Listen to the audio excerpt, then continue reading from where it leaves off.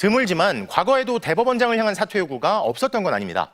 과거 소장 판사들이 앞장서서 사법부에 실추된 신뢰를 회복하기 위해서는 침묵으로 일관할 수 없다며 이 대법원장의 퇴진을 요구하고 실제 대법원장이 사퇴한 적도 있었는데요.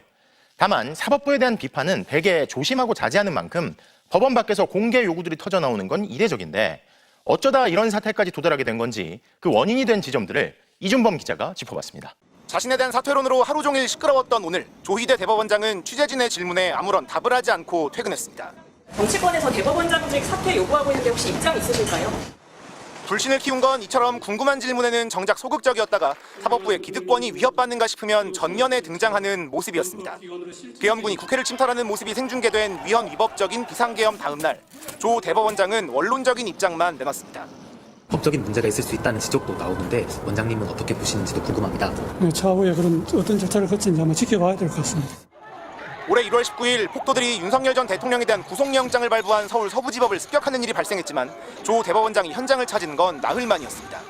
법치주의를 위협받은 이 자리에서 나온 메시지는 충격을 받은 구성원들에 대한 심리치유 방안 마련이었습니다.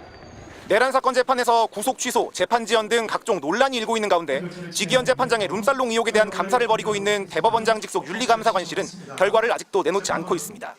반면 국민의 주권과 직결되는 유력 대선 주자의 선거법 사건은 전원합의체에 회부하며 전면에 등장했습니다.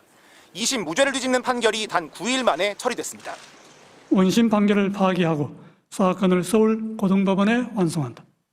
대법원에선 사법개혁을 두고 3년 반 만에 임시 법원장 회의까지 열렸습니다.